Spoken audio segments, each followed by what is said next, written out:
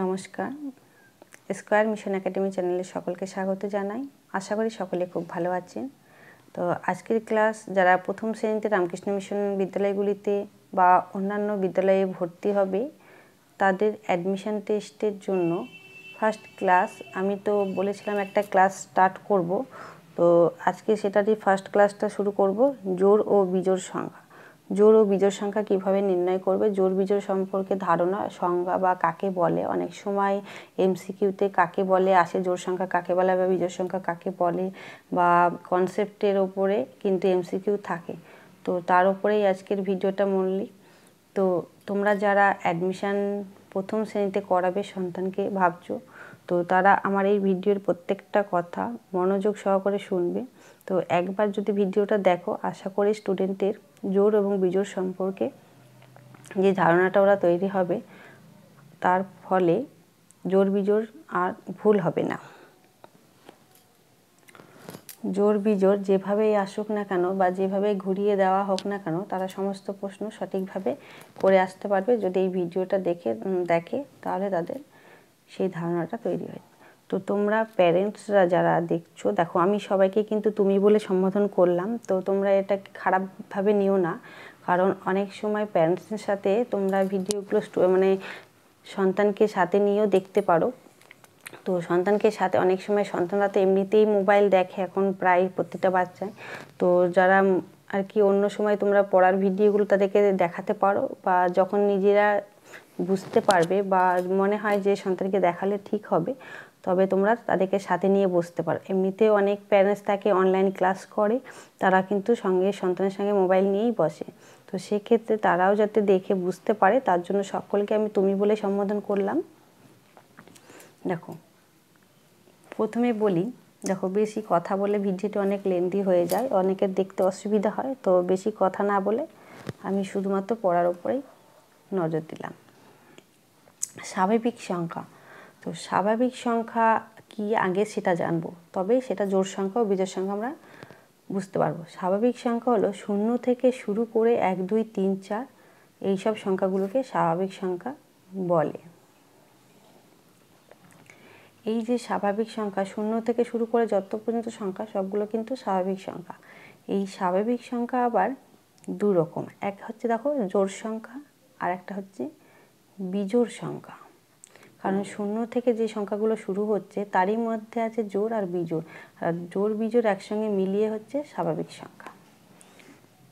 প্রথমে বলি দেখো জোড় সংখ্যা। জোড় সংখ্যার আর একটা নাম আছে, যেটা হলো যুগ্ম সংখ্যা। অনেক এক্সামে অনেক মিশনে কি হয়, জোড় সংখ্যা কথাটা দিল না দিয়ে দিল যুগ্ম সংখ্যা। তখন কি হয়, স্টুডেন্টের যে এই টার্মটা যদি না জানা থাকে, তাহলে তারা জানা জিনিসটা ভুল করেছে বলে সে জোড় সংখ্যা পড়েছে, কিন্তু সে যুগ্ম সংখ্যা তো পড়েনি, নামটা শোনেনি, নতুন লাগবে। তো সেই জন্য আমি দেখো পাশে ব্র্যাকেটের মধ্যে লিখলাম, তোমরা যারা করাবে তারা জোড় সংখ্যাকে যুগ্ম সংখ্যা বলে, এটাও তাদেরকে জানিয়ে রাখবে। দেখো জোড় সংখ্যা কাকে বলে। যে কোনো জিনিস করতে গেলে তার সংজ্ঞাটা আগে আমাদের ভালোভাবে জানতে হয়। কারণ সংজ্ঞা জানলে সংজ্ঞা থেকে অনেক কিন্তু এমসিকিউ বেরিয়ে আসে এবং অনেক তথ্য সেখান থেকে পাওয়া যায়। অনেকটা কনসেপ্ট কিন্তু সংজ্ঞার ভেতরেই থাকে প্রত্যেকটা জিনিসে। এবার সেই সংজ্ঞাটাকে যখন ডিটেলসে ভেঙে বোঝানো হয় সেটা দেখো, যেসব সংজ্ঞাকে 2 দিয়ে ভাগ করা যায় তাদের জোড় সংখ্যা বলে। তাহলে দেখো কি হয়, এখান থেকে এমসিকিউ জোড় সংখ্যাকে কি হয় 2 দিয়ে ভাগ করা যায়, বা এরকম প্রশ্ন থাকতে কোনো সংখ্যাকে 2 দিয়ে ভাগ করলে সেই সংখ্যাটাকে আমরা কি সংখ্যা বলবো, জোড় সংখ্যা। এবার জোড় সংখ্যা কি কি দেখো, 2, 4, 6, 8, 10, 0 কিন্তু একটি জোড় সংখ্যা, ইত্যাদি। নেক্সট দেখো এবার বিজোড় সংখ্যা। জোড় সংখ্যা ছাড়া অন্য সংখ্যাগুলি, অর্থাৎ যাদের 2 দিয়ে ভাগ করা যায় না, জোড় সংখ্যাকে আমরা কি বললাম 2 দিয়ে ভাগ করা যায়। আর বিজোড় সংখ্যার ক্ষেত্রে দেখো, বিজোড় সংখ্যা 2 দিয়ে ভাগ করা যায় না তাদের বিজোড় সংখ্যা বলে।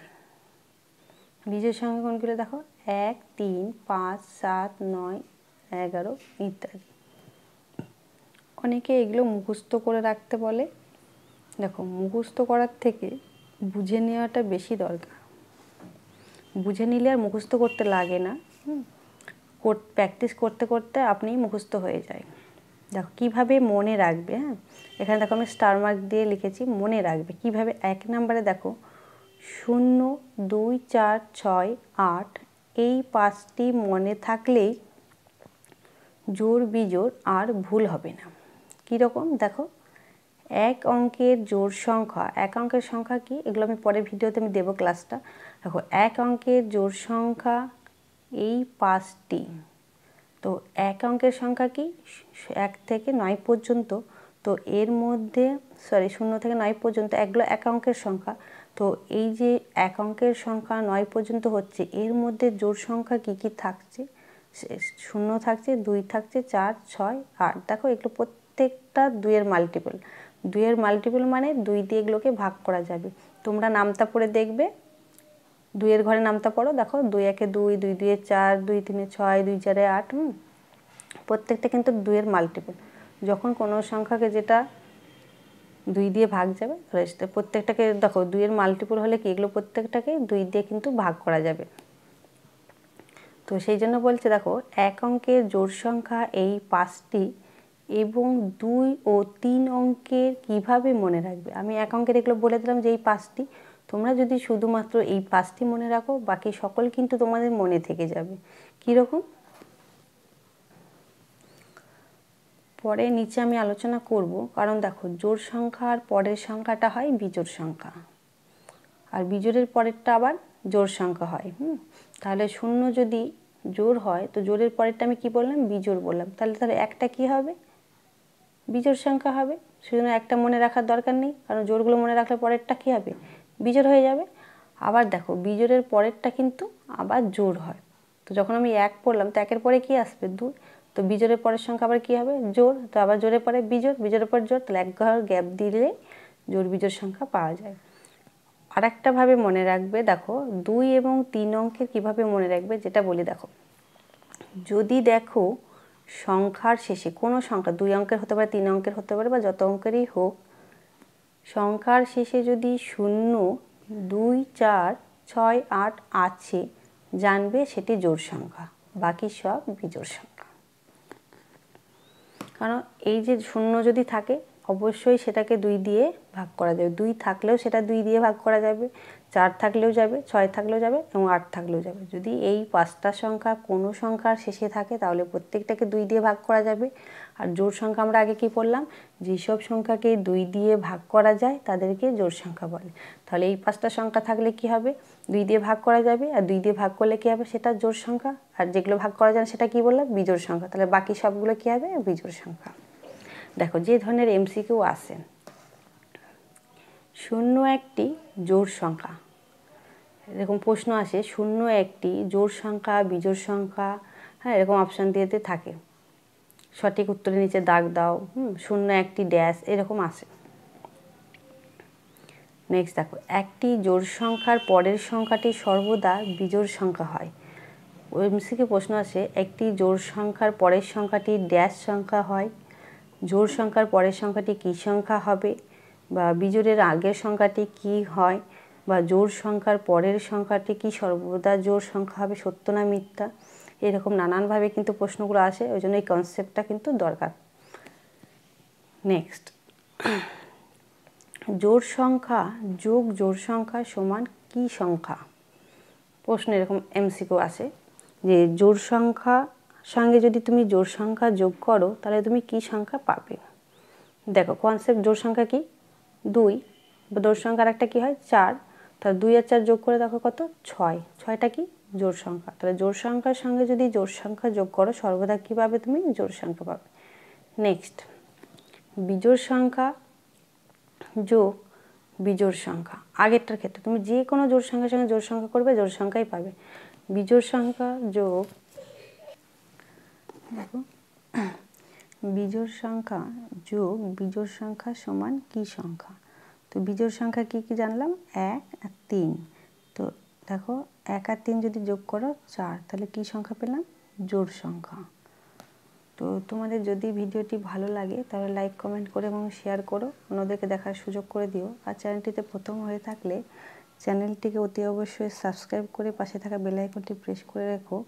আর রামকৃষ্ণ মিশনে অ্যাডমিশন সংক্রান্ত এবং অ্যাডমিশন পরে কিভাবে পড়াবে বা বিভিন্ন ট্যালেন্ট রিসার্চ যে এক্সামগুলো হয় তারও স্যাম্পল কোয়েশ্চেন পেপার এই চ্যানেলটিতে তোমরা পেয়ে যাবে। এই চ্যানেলটিতে এছাড়াও প্রথম শ্রেণীতে একদম নার্সারি থেকে পঞ্চম শ্রেণী পর্যন্ত বিভিন্ন রামকৃষ্ণ মিশনে অ্যাডমিশন টেস্টের sample question paper, practice set, model set, syllabus, এছাড়াও নোটিফিকেশান তোমরা পেয়ে যাবে। এছাড়াও অ্যাডমিশনের পরে যেসব ট্যালেন্ট রিসার্চ যে অলিম্পিয়াড এক্সাম বা ট্যালেন্ট রিসার্চ যে এক্সামগুলো হয় তারও স্যাম্পল কোয়েশ্চেন পেপার এবং প্রথম এবং দ্বিতীয় শ্রেণী কনসেপ্ট ক্লিয়ারের ভিডিও তোমরা পেয়ে যাবে। কারণ প্রথম এবং দ্বিতীয় শ্রেণীর অঙ্কের সিলেবাস মোটামুটি একই থাকে, তো যারা প্রথম শ্রেণীর জন্য করবে দ্বিতীয় শ্রেণীরও হয়ে যাবে, একটু এক্সট্রা করতে হয়, সেটা তোমরা সিলেবাস থেকে করে নিও, তারও ভিডিও কিন্তু আমার চ্যানেলে দেওয়া আছে। এছাড়াও বলি যারা রহরা রামকৃষ্ণ মিশনে ভর্তি করাবে বা বরানগর রহরা এগুলোর কিন্তু স্যাম্পল কোয়েশ্চেন পেপার দেওয়া আছে। এছাড়াও বরানগরের যে স্যাম্পল কোয়েশ্চেন পেপারের একটা বই পাওয়া যায় তারও কিন্তু সলিউশন আমার চ্যানেলে দেওয়া আছে। তো তোমরা অনেক ভিডিও এরকম এডুকেশন যে যেগুলো চ্যানেলে দেওয়া রয়েছে তোমরা তো বুঝতেও পারবে না বা জানতেও পারবে না, তার জন্য তোমরা একবার প্লেলিস্টটা ফলো করো, কারণ প্লেলিস্ট দেখলে হয়তো অনেক ভিডিও যেগুলো তোমাদের উপকৃত হবে। আর যদি তোমাদের ভিডিওটি হেল্পফুল বলে মনে হয় অতি অবশ্যই লাইক করো, এবং কী ধরনের তোমরা ভিডিও চাও বা কেমন ভিডিও দিলে তোমরা উপকৃত হবে একটু কমেন্ট করে আমাকে জানিও, তাহলে আমি বুঝতে পারবো যে তোমরা কী ধরনের ভিডিও চাইছো। তো তোমরা যেটুকুই করো না কেন, বারবার বলি বেশি কিছু না করে যেটুকু করবে সিলেবাসটাকে কমপ্লিট করে যেটুকুই করো বারবার প্র্যাকটিস করবে। প্র্যাকটিসের কিন্তু বিকল্প নেই, যে আমি এটা করছি বলেই যে সে চান্স পাবে এটা কিন্তু নয়, কিন্তু আমি যেগুলো করব সেগুলো সিলেবাসের ভেতরেই থাকবে এবং তার থেকেই পরীক্ষাতে থাকবে, কিন্তু তোমাদেরকে প্র্যাকটিস করতে হবে, কারণ পরীক্ষাটা তোমাকে টাইমলি দিতে হবে এবং অ্যাকুরেট করে আসতে হবে, হ্যান্ড রাইটিং ভালো করতে হবে, হাতের লেখার ওপরে জোর দেবে, কারণ মিশনে অ্যাডমিশন হতে গেলে একটু হাতের লেখাটা ভালো করতে হয়, খুব ভালো না হলেও যাতে পরিষ্কার পরিচ্ছন্ন বোঝা যায় সেরকম হলেই চলবে। কারণ দেখো 5 জন পরীক্ষা দেবে, 4 জনের যদি হাতের লেখা ভালো হয় তো কাকে নেবে? তোমাকে নেবে না, যার হাতের লেখা ভালো তাকে নেবে। তো সেই দিকভাবে বিচার করলে বোঝা যাবে একটু অ্যাভারেজ হাতের লেখাটা একটু ভালো করবে, যাতে পরিষ্কার পরিচ্ছন্ন প্রত্যেকটা যেটাই লেখো না কেন পরিষ্কার পরিচ্ছন্ন বোঝা যায়। তো আজকে এই পর্যন্ত, এর পরের ভিডিওতে আমি ক্ষুদ্রতম বৃহত্তম সংখ্যা নিয়ে আলোচনা করব। তার আগে বলি সকলে ভালো থেকো, সুস্থ থেকো, ধন্যবাদ।